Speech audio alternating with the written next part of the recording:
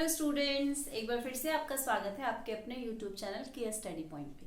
Student, पिछले video में हमने 10th क्लास की एक्सरसाइज 5.2 के क्वेश्चन नंबर 7 तक कंप्लीट किया था और आज हम उन्हीं वीडियोस के साथ एक और नई वीडियो जोड़ने जा रहे हैं क्वेश्चन नंबर 8 की। आइए देखते हैं क्वेश्चन नंबर 8 क्या है। एक एपी में 50 पद है जिसका तीसरा पद 12 और अंतिम पद 106 है। इसका 29वां पद ज्ञात कीजिए। An AP consists 50 terms of which third term is 12 and the last term is 106. Find the 29th term. Student simply solve करके आपको ये तो पता ही नहीं चल पाएगा कि किसमें क्या चीज गिवन है और क्या हमें फाइंड आउट करनी है। तो प्लीज आप लोग क्वेश्चन को पढ़कर समझने की कोशिश कीजिए। N AP consist 50 terms. It means n क्या है 50, क्योंकि n is the number of terms और A3 हमें 12 दिया है एंड लास्ट टर्म 50 पद हैं तो अंतिम पद डेफिनेटली 50 होगा जो है 106 और we have to find A29, right. तो हमें A दिया हुआ है, बस D हमारे पास है नहीं, तो हम इक्वेशन फॉर्म करेंगे। A3 को हम a plus 2d is equal to 12 लिख सकते हैं, दैट इज इक्वेशन 1।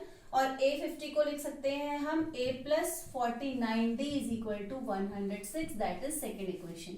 अब हम इन दोनों को माइनस कर देते हैं। प्लस माइनस माइनस होता है तो a हमारा कैंसिल हो गया। 49 में से 2 लेस करेंगे हम तो हमारा 47d माइनस का होगा। और जब हम 106 में से 12 को माइनस करेंगे तो 6 में से 2 गया 4 बचा और 10 में से 1 गया 9 बचा, वो भी माइनस। अभी हमें d फाइंड आउट करने के लिए -94 को डिवाइड करना होगा -47 से। माइनस से माइनस कैंसिल हो जाएगा और 47 टूजा पे जाएगा। Yes, then d is equal to 2।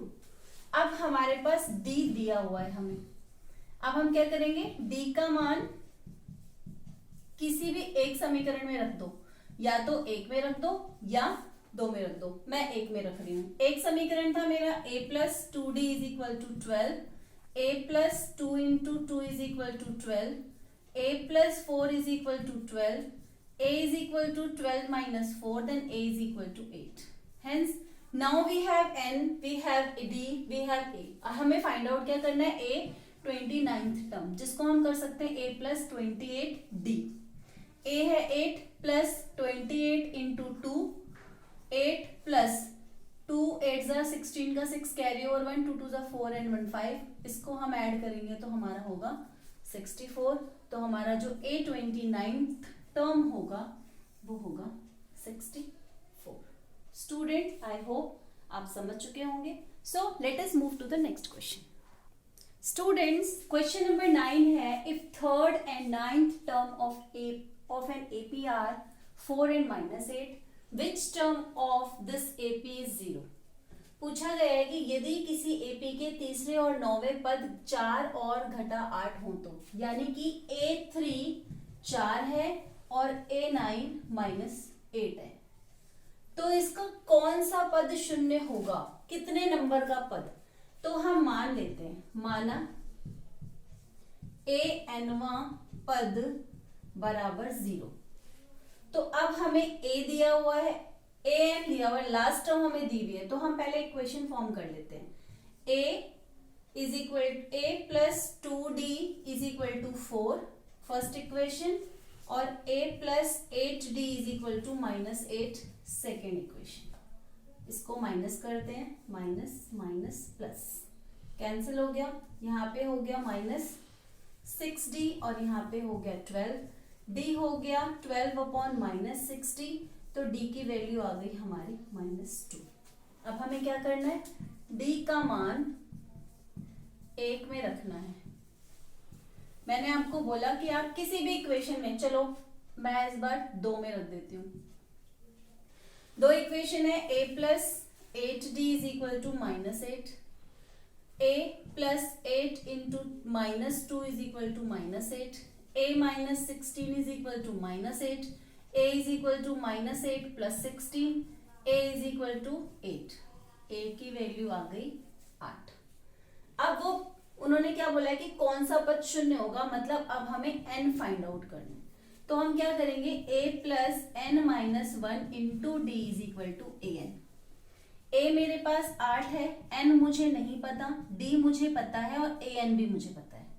मैं क्या करूंगी, n minus one into minus two is equal to 0 minus 8 कर दूंगी। ये प्लस का इधर आकर 0 के साथ माइनस हो जाएगा। अब ये हो गया n minus one is equal to minus 8 upon minus two, multiply हो रहा है, डिवाइड हो गया, कैंसिल हो गया हमारा।